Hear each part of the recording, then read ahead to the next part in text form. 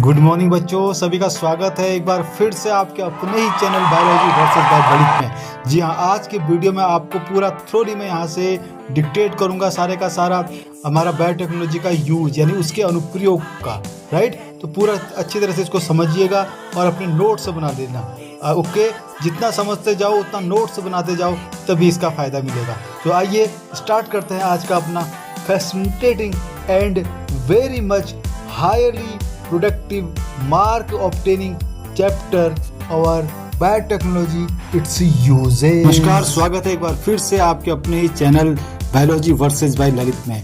जी हाँ दोस्तों, आज बच्चों हम सीखने जा रहे हैं जैव प्रौद्योगिकी एवं उसके प्रयोग। जैव प्रौद्योगिकी के बारे में हम समझ चुके हैं कि जैव प्रौद्योगिकी क्या है। जैव प्रौद्योगिकी के द्वारा हम क्या करते हैं, सूक्ष्म जीवों के द्वारा या ऐसे किसी भी पादप या जीव के द्वारा प्रोटीन या अन्य उत्पादों का निर्माण करवाते हैं। तो ये सारी उत्पाद किसके द्वारा निर्मित होते हैं, हमारे बायो प्रोसेस के द्वारा, यानी कि जीवों के द्वारा हम ऐसे उत्पाद निर्मित कराते हैं जो कि हमारे रोजमर्रा की जिंदगी में काम आते हैं, राइट। और फिर उन उत्पादों की बिक्री की जाती है, उनका प्यूरिफिकेशन किया जाता है और फिर ह्यूमन यूज में उसको लिया जाता है, राइट। तो जैव प्रौद्योगिकी उसके प्रयोग में हमें सारा कुछ इसमें यही पढ़ना है, राइट। तो आज मैं हिंदी के स्टूडेंट को फोकस करूंगा पूरी वीडियो। तो यहाँ पर सबसे पहले जैव प्रौद्योगिकी के 3 विवेचनात्मक अनुसंधान क्षेत्र हैं। कौन कौन से विवेचनात्मक अनुसंधान क्षेत्र हैं जैव प्रौद्योगिकी, ये क्वेश्चन आता है कभी कभी, राइट, ये स्टेट बोर्ड्स में। तो जैव प्रौद्योगिकी के 3 विवेचनात्मक अनुसंधान क्षेत्र हैं। सबसे पहला है जैव उत्प्रेरक एंजाइम, दूसरा अनुकूलतम दशाएं, तीसरा अधोगामी प्रक्रियाएं। ये 3 पॉइंट में हमें खत्म करना है। जैव उत्प्रेरक, अब क्या होते हैं जैव उत्प्रेरक? जैव उत्प्रेरक जानते हैं, सभी जानते हैं, कैटालिस्ट, राइट, एंजाइम। तो उन्नत जीवों जैसे सूक्ष्म जीवों या एंजाइम का प्रयोग करके सर्वश्रेष्ठ उत्प्रेरक का निर्माण किया जाता है। तो एंजाइम को बनाना, उत्प्रेरक को बनाना, ये हमारा अनुसंधान क्षेत्र है बायोटेक्नोलॉजी का। अब वो उत्प्रेरक के लिए फिर दशाएं भी बनानी है। अगर उत्प्रेरक हमने बना दिया तो उत्प्रेरक किसी न किसी दशा में काम करेगा। अगर उसके लिए पीएच नहीं होगा, टेम्परेचर नहीं होगा तो काम नहीं कर पाएगा। तो उसके लिए अनुकूलतम दशाएं पैदा करना, जैव प्रौद्योगिकी द्वारा एंजाइम के कार्य के लिए सर्वोत्तम परिस्थितियां बनाना, जैसे उचित पीएच, अनुकूलतम ताप आदि। तीसरा है अधोगामी प्रक्रिया। अधोगामी प्रक्रिया मीन्स कोई प्रोडक्ट हमने बना दिया बायोटेक्नोलॉजी के द्वारा, अब उस उत्पाद की बिक्री से पहले हमें उसको प्यूरिफाई करना है, उसके डाउन स्ट्रीम करनी पड़ेगी हमको, उसे बोलते हैं अधोगामी प्रक्रियाएं। तो ये भी बायोटेक्नोलॉजी का हमारा क्षेत्र है। तो ये 3 के 3 क्षेत्रों को हमें ध्यान रखना है। इसके लिए हमें उत्पादों, प्रोटीन, कार्बनिक यौगिकों की शुद्धता को दोबारा प्राप्त करके उपयोग किया जाता है, राइट। तो ये 2-3 पॉइंट आप इसको लिख लेंगे, नोट बना लीजिए, अच्छी तरह से इनको याद कर लीजिए। चलिए, कृषि में जैव प्रौद्योगिकी का उपयोग। तो कृषि के क्षेत्र में जैव प्रौद्योगिकी का क्या उपयोग है? ये कृषि रसायन आधारित कृषि, यानी कि और कृषि रासायनिक आधारित कृषि को हमें कम करना है। क्योंकि पहले जब कृषि रसायन, हरित क्रांति से पहले जब कृषि रसायन डाले गए थे, हरित क्रांति में भी कृषि रसायन का उपयोग किया था। जब फसलों का हमने निर्माण किया था, फसलों की उत्पादन में वृद्धि हुई थी, तो उससे पर्यावरण को भी नुकसान है और फसल को भी नुकसान है, और जो फसल को खा रहा है उसको भी नुकसान हो सकता है। तो उससे बचने के लिए हमें क्या करना है, रसायनों का कम से कम उपयोग करना है। तो जैव प्रौद्योगिकी द्वारा हम इसके उपयोग को कम करते हैं, पहला पॉइंट तो यही है। दूसरा कार्बन कृषि, यानी इसको बढ़ावा देते हैं, कार्बन कृषि को बढ़ावा देना। दूसरा पॉइंट क्या है, फसल बढ़ाने के लिए कार्बनिक कृषि में जैव उर्वरक, जैव नियंत्रक व जैव पीड़कनाशी का प्रयोग किया जाता है, राइट। जैव पीड़कनाशी क्या होता है, हमारे इंसेक्टिसाइड हो गए, ये सारे केमिकल थे, राइट। तो फसल बढ़ाने के लिए कार्बनिक क्षेत्र में हम क्या करेंगे, जैव पीड़कनाशी का यूज करेंगे। पीड़कनाशी तो हमारे वो थे पीड़कनाशी दवाएं जब हम यूज करते तब तो नुकसान होता था, लेकिन जैव पीड़कनाशी से कोई नुकसान नहीं होगा। तो हम इसको बढ़ावा देंगे। ये सारी चीजें हमें लिखनी, पहले समझ लेना है, समझ के हम अपने मन से भी लिख सकते हैं, चाहे इस पॉइंट ऐसे याद कर लो, चाहे इसको अपने मन से लिखो, राइट। तीसरा पॉइंट है आनुवंशिक रूपांतरित फसल आधारित कृषि। तो आनुवंशिक रूपांतरित फसल आधारित कृषि, इसका फुल फॉर्म है जीएमओ का, जेनेटिकली मॉडिफाइड ऑर्गेनिज्म का, ठीक है। तो अब हमने किसी पौधे को क्या किया, पौधे को हमने उन्नत बना दिया, उसकी फसल को में सुधार कर दिया, उसकी नस्ल में सुधार कर दिया। तो इसे हमने कहा आनुवंशिक रूपांतरित फसल आधारित कृषि। तो अब अगर हमने किसी फसल को सुधार किया तो फसल में उत्पादकता ज़्यादा होगी, उसमें न्यूट्रिएंट्स ज़्यादा होंगे और फसल एनवायरमेंटल कंडीशन को टॉलरेट कर पाएगी, यानी कि ताप सहन कर पाएगी, सूर्य का प्रकाश सहन कर पाएगी, पीएच सहन कर पाएगी, और एडवर्स कंडीशन होंगे उसमें भी वो फसल जीवित रह लगी है, वो पौधे जीवित रह सकते हैं। तो हमने कहा कि आनुवंशिक रूपांतरित फसल आधारित कृषि को हम बढ़ावा दे रहे हैं, राइट। जीएमओ पौधों का प्रयोग से क्या क्या फायदा होगा हमें, ये पौधे कम समय में उत्पन्न हो जाएंगे, यानी कि अगर कोई 1 साल का जीवन चक्र है किसी का तो उसको हम जल्दी उगा सकते हैं।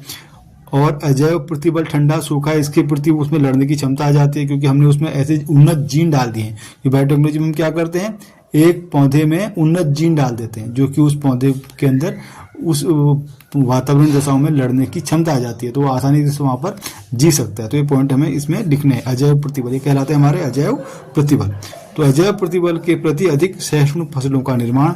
तीसरा पॉइंट है रासायनिक उर्वरक व कीड़ानाशकों की कम आवश्यकता होती है, क्योंकि हम बायो कंट्रोल करते हैं। तो खनिज उपयोग में पौधों द्वारा क्षमता में वृद्धि होती है। अब पौधे जब ज्यादा खनिज ले पाएंगे जमीन से तो क्या होगा, पौधा मोटा होगा और पौधे की में उत्पादकता भी बढ़ जाएगी, राइट। तो खनिज उपयोग से पौधे की क्षमता में वृद्धि होगी, राइट। तो हम किसके द्वारा तो कैसे हो जा रहा है, अपने आप तो ऐसा होगा नहीं कि जो पौधा कल तक जमीन से कम न्यूट्रिएंट्स ले पाता था वो एकदम से ज्यादा कैसे ले लेगा।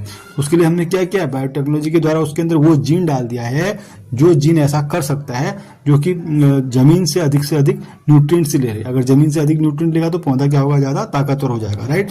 ये पॉइंट हमें लिख लेना है। ये अनाज नुकसान कम करने में सहायक होते हैं। खाद्य पदार्थों में पोषक स्तरों में वृद्धि, जैसे गोल्डन राइस, राइट। तो गोल्डन राइस में हमारा विटामिन ए की मात्रा में वृद्धि होगी। विटामिन ए में जनरली जो राइस में विटामिन ए की मात्रा पाई जाती है उसकी तुलना में गोल्डन राइस में काफी अधिक विटामिन ए की मात्रा पाई जाती है। चलिए, तो ये हो गया हमारा जीएमओ का फायदा। ये सारे पॉइंट हमें लिखने हैं और इस तरह से इनको ध्यान में रख लेना। सारे पॉइंट को एक बार रिवर्स करके इसे दोबारा से या 2-3 बार देखोगे तो समझ में आ जाएगा और लिख भी लोगे आराम से। चलिए आगे, जैव प्रौद्योगिकी द्वारा कृषि में ट्रांसजेनिक पादपों का निर्माण किया जाता है। अब ट्रांसजेनिक पादप क्या होते हैं, ये सारे ट्रांसजेनिक पादप ही हैं यानी जिनको हमने जेनेटिकली मॉडिफाई कर दिया है वो सारे क्या है, ट्रांसजेनिक पादप हैं। तो ये क्या करेंगे ट्रांसजेनिक पादप, ये कीटरोधी होंगे, यानी कि जो इनको नुकसान पहुंचाएंगे उन कीड़ों को ये मार देंगे और वो कीट दोबारा नहीं आएंगे वहां, तो ये अपनी इनकी फसल की उत्पादकता अधिक हो जाएगी, राइट। तो यही कुछ हमें इसमें लिखना है। तो कीटरोधी पादप में सबसे महत्वपूर्ण जो एग्जाम्पल है हमारा बीटी कॉटन का। बीटी कपास अक्सर बोर्ड एग्जाम में आता है, राइट, स्टेट बोर्ड्स में आता है। तो बीटी कॉटन क्या है, BT cotton, BT stand for bacillus thuringiensis, BT, right. तो बैसिलस थुनिजेंसिस क्या है, एक बैक्टीरिया है। तो बैसिलस थुनिजेंसिस का जीन हमने कपास में डाल दिया। क्यों डाला हमने, क्योंकि कपास का जो सामान्य पौधा है उसको कई सारे कीड़े, जैसे उन कीड़ों का नाम क्या है, जैसे डेप्टोपिटेरोन है, लेपिडोपिटेरोन है, राइट। और इसके अलावा कलिका कीड़ा, सैनिक कीड़ा और कॉलियोपुटेरोन, ये सारे क्या करते हैं, पौधे को नुकसान पहुंचाते हैं। इससे क्या होता है, पौधा अच्छी तरह से ग्रो नहीं कर पाता और उसकी फसल अच्छी नहीं हो पाती है। तो हमने जब इसमें बीटी को बैसिलस थुनिजेंसिस का जीन डाल दिया तो यह जीन क्या करता है, जिसके कारण फसल को नुकसान हो रहा है, जो कीड़ों के कारण फसल को नुकसान हो रहा है उन कीड़ों को मार देता है, राइट। तो फसल का उत्पादन बढ़ जाता है। तो कैसे मारता है, ये मारता है एक विशेष प्रकार के क्राइजीन के द्वारा, राइट। तो इसमें क्राइजीन इंट्रोड्यूस करा दिए गए हमने। तो ये क्राइजीन क्या करते हैं, ये केवल उसी कीड़े को ये अटैक करते हैं और कीड़े तो बहुत आएंगे, उसमें खुद कपास भी है। तो ये तो विष पैदा कर रहे हैं तो कपास को भी लगना चाहिए वो विष, लेकिन वो टॉक्सिन कपास को नहीं लगता है। रीजन ये है कि कपास में जब बैसिलस थुनिजेंसिस का जीन डाला जाता है उस समय वो इनएक्टिव फॉर्म में होता है, राइट। लेकिन जैसे ही वो उस सेलेक्टेड कीड़ों के अंदर चले जाता है तो उसके गट में यानी इंटेस्टाइन में एक विशेष प्रकार के पीएच के कारण, क्योंकि वहां पर पीएच ज्यादा हो जाता है, बहुत ज्यादा पीएच चाहिए होता है उसको एक्टिव होने के लिए, वो एक्टिव हो जाता है और उसको इंटेस्टाइन को डाइजेस्ट कर देता है और वो मर जाता है, राइट। तो ये इसका एक विशेष तौर वो है, इसकी फंक्शनलिटी ये बड़ी इंपॉर्टेंट है हमारी बायोलॉजी के लिहाज से, राइट। तो बीटी कॉटन में 2 क्राइजीन है हमारे, क्राई1 AB व क्राई2 AB, क्राई1 AB व क्राई2 AB। ये हमारे कॉटन में हमने क्राई1 AB और क्राई2 AB को इंट्रोड्यूस कराया है, जो कि ये सारा काम करते हैं। चलिए ये सारा बाकी आप अपने हिसाब से लिख लेना है इसको, राइट। चलिए, पीड़क प्रतिरोधी पादप, पीड़क प्रतिरोधी पादप, राइट। निमेटोड क्या है, सूत्रकृमि है, सूत्रकृमि, राइट। निमेटोड इसका नाम है मैलिग्डोइन इग्नोक्सिया, राइट, जो तंबाकू, बैगन, टमाटर आदि पौधों के मूल में संक्रमक कर उनकी पैदावार में कमी ला देता है, ठीक है। तो पीड़क प्रतिरोधी पादप, पीड़क प्रतिरोधी पादप ऐसे पादप जिनको कि निमेटोड नुकसान पहुंचाते हैं, उन निमेटोड से उनकी रक्षा करने के लिए हमने इन पादपों में कुछ ऐसे जीन इंट्रोड्यूस करा दिए गए हैं। वो जीन एक विशेष क्रिया जिसे बोलते हैं आरएनए अंतरक्षेप के द्वारा उन पादपों में इन निमेटोड के संक्रमण से उनको बचा देती है, राइट। तो इनकी जड़ों को, जैसे मेलिडोगाइन, इनकोग्निशिया, जो ये तंबाकू को, बैगन को और टमाटर को, इनकी जड़ों को नुकसान पहुंचाता है, राइट। तो उसकी पैदावार में कमी हो जाती है। तो अब इस कृमि को हमने मारने के लिए क्या किया है, एग्रोबैक्टीरियम जीवाणु है हिरुडिन। यह एक विशेष प्रकार का प्रोटीन है। हिरुडिन हमें पता ही है, हिरुडिन क्या कार्य करता है। जैसे वो जोंक, लीच में को हिरुडिनेरिया कहते हैं, ठीक है। हिरुडिन के कारण उसे हिरुडिनेरिया कहते हैं। जब लीच लग जाता है तो क्या होता है, वहां से ब्लड बहते रहता है, ब्लड रुकता ही नहीं है, राइट। क्योंकि थक्का बनाने से रोक देता है हिरुडिन। तो ये क्या कार्य करेगा हिरुडिन, यह एक विशेष प्रकार का प्रोटीन है जो रक्त के थक्का निर्माण को रोकता है। इस प्रोटीन को औषधि के रूप में, देखिए बायोटेक्नोलॉजी ने कितना बेस्ट वर्क किया है। इस प्रोटीन को औषधि के रूप में ट्रांसजेनिक पादपों से प्राप्त किया जाता है। ब्रेसिका नेपस में हिरुडिन के संश्लेषित जीन को स्थानांतरित किया जाता है। ब्रेसिका नेपस में हमने ये मूली की जो, या मूली या सरसों की जो जाति है, ठीक है, मूली की जाति है, तो इसमें हमने क्या किया, हिरुडिन के संश्लेषित जीन को स्थानांतरित कर दिया हमने, यानी कि जिससे हिरुडिन हो रहा है। हिरुडिन प्रोटीन इस पादप के बीजों में संश्लेषित व संचित होता है, जिसको अलग व शुद्धिकरण करके हिरुडिन को औषधि के रूप में प्रयोग किया जाता है। इसको आने वाले समय में यूज, कई सारे इसकी मेडिसिन बनते हैं। चलिए नेक्स्ट, वायरस प्रतिरोधी पादप। तो हमने ऐसे पादप भी तैयार कर दिए जिनमें वायरस के प्रति प्रतिरोध करने की क्षमता होती है, जिसमें जैसे टीएमबी, टोबैको मोजेक वायरस, और पोटैटो स्पिंडल ट्यूबर वायरस, जो हमें इसमें ध्यान में रखने। नेक्स्ट आ जाइए जीवाणु प्रतिरोधी पादप, बैक्टीरिया प्रतिरोधी पादप। ठीक है, समझ में आ गया होगा सारी चीजें कि ये क्या, ये किसके द्वारा हो पा रही है, सारी चीजें बायोटेक्नोलॉजी के द्वारा हो रही है। इसमें क्या क्या पॉइंट लिखना है, ये यहाँ पर आपको सब कुछ मिल जाएगा। इस तकनीक में ऐसे पादपों को उत्पन्न किया जाता है जो रोगकारी जीवाणु के प्रति प्रतिरोध होते हैं। उदाहरण, जीवाणु प्रतिरोधी पादप। जीवाणु प्रतिरोधी पादप ऐसे पौधे हैं जो कि एसिटिल ट्रांसफरेज एंजाइम का संश्लेषण करते हैं। तो ऐसे पौधे जिनमें एसिटिल ट्रांसफरेज एंजाइम का संश्लेषण होता है, इस तरह के जो पौधे हैं, उन पौधों में कोई भी रोग नहीं हो सकता है। कौन सा रोग नहीं हो सकता है? सूडोमोनास सिरिंगी बैक्टीरिया के द्वारा होने वाला रोग वन्य भाग उसमें नहीं हो सकता है, राइट। तो तंबाकू की ऐसी उन्नत प्रजाति जिसमें एसिटिल ट्रांसफरेज एंजाइम को कोडित करने वाला जीन डाला जाता है, क्योंकि हमें पता है कि कोई भी ट्रांसजेनिक प्लांट है तो उसमें कोई ना कोई जीन हमने उसके वेलफेयर के लिए ही डाला होगा। तो यह एंजाइम क्या करेगा, सूडोमोनास सिरिंगी जीवाणु द्वारा होने वाले रोग वन्य भाग के प्रति तंबाकू को प्रतिरोधी बनाए रखने का कार्य करता है, राइट। तो ये पॉइंट हमें नोट कर लेना है। नेक्स्ट आइए कवक प्रतिरोधी पादप। जीन स्थानांतरण के पादप में अनेक प्रतिरोधी बनाया जा सकता है, ठीक है। कौन कौन से कवक प्रतिरोधी पादप, जैसे Alternaria, लॉन्गिपेस, Rhizoctonia solani, फाइटोप्थेरा infestans, right. तो अल्टरनेरिया लॉन्गिपेंस कौन सा डिजीज करता है, ब्राउन स्पॉट करता है। तो प्रतिरोधी जीन कौन सा डाला हमने इसमें, काइनेटेज जीन डाला। ट्रांसजेनिक पादप किसका पादप था हमारा, तंबाकू का ट्रांसजेनिक प्लांट बनाए, ट्रांसजेनिक बनाए ना, कोई जीन डाला है उसमें।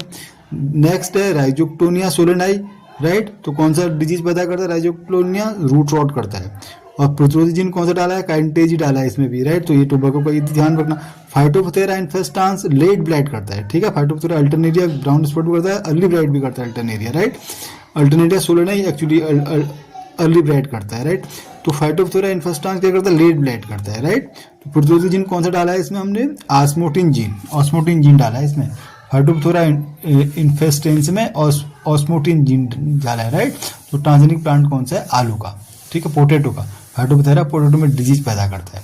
तो ये सारे क्या हमारे कवक प्रतिरोधी पादप भी हमने बनाए हैं। ओके, ये बायोटेक्नोलॉजी के द्वारा ही संभव हो पाया है। तो ये सारी चीजें हमें बोर्ड एग्जाम के लिहाज से ध्यान में रखनी है। नेक्स्ट आइए सुपर पोटैटो का निर्माण। तो सुपर पोटैटो का निर्माण किसने किया था, आशीष दत्ता ने किया था, राइट। कहाँ के थे, जवाहरलाल नेहरू विश्वविद्यालय के प्रोफेसर आशीष दत्ता ने एक प्रोटीन बनाने वाले जीन को आलू में डाला, जिससे जो अधिक पैदावार वाला आलू हो गया, राइट। इसे हमने बोला super potato. Next golden rice. ये बोर्ड एग्जाम के लिहाज से हमारा बहुत इंपॉर्टेंट है गोल्डन राइस, क्योंकि विटामिन ए का इसमें प्रचुर मात्रा पाई जाती है। तो ये एक नंबर के लिए भी आते हैं, दो नंबर के लिए भी आते हैं, राइट।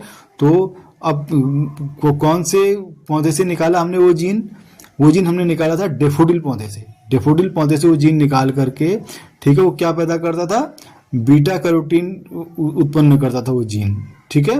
तो उस जीन को हमने कहाँ डाल दिया, डैफोडिल पौधे से निकाल करके राइस में डाल दिया, चावल में, और वह गोल्डन राइस कहलाई, क्योंकि उसमें विटामिन की मात्रा ज़्यादा होती है, विटामिन ए की मात्रा उसमें ज़्यादा होती है, राइट। तो हमें याद रखना है। चलिए नेक्स्ट, चिकित्सा में जैव प्रौद्योगिकी का उपयोग। अब चिकित्सा के क्षेत्र में जैव प्रौद्योगिकी का उपयोग आज की डेट में बहुत ज़्यादा किया जाता है। देखो कोई भी हम निदान करते हैं या तो रोग होने के बाद करते हैं, और एक तरीका होता है कि रोग होने से पहले उसका निदान कर दिया जाए, हमें पता चल जाए कि ये चीज़ें रोग कारक है, ये आने वाले समय में रोग करेगा, तो हम अगर उसको वहीं के वहीं रोक दें, राइट, तो वो भी एक तरीका है हमारा। तो बायोटेक्नोलॉजी हमारी वह कर सकती है कि उसी क्षेत्र में वहीं पर रोक देती है, उसको एम्ब्रियो स्तर पर ही, यानी भ्रूणिक स्तर पर ही उन रोगों का निदान कर दिया जाता है, उनको रोक दिया जाता है, ताकि आने वाले टाइम में प्रोजेनी में हो ही ना।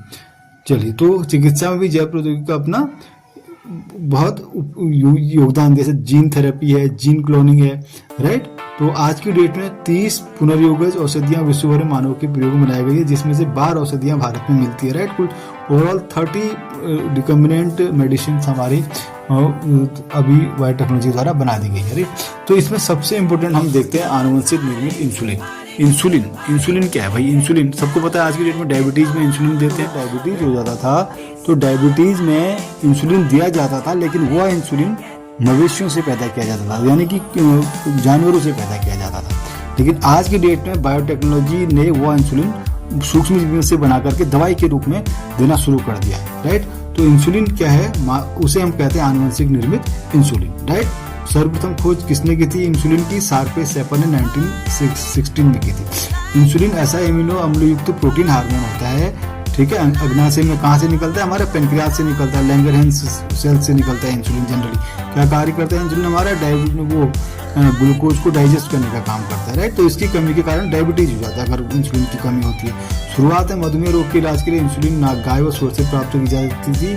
100 ग्राम इंसुलिन प्राप्त करने हेतु 800 से 1000 ग्राम अग्नाशय की जरूरत होती है। अगर हमें 100 ग्राम इंसुलिन प्राप्त करना है तो हमें 1000 किलोग्राम का अग्नाशय चाहिए, पेनक्रियास चाहिए, तब जाके हम 100 ग्राम इंसुलिन प्राप्त कर पाएंगे।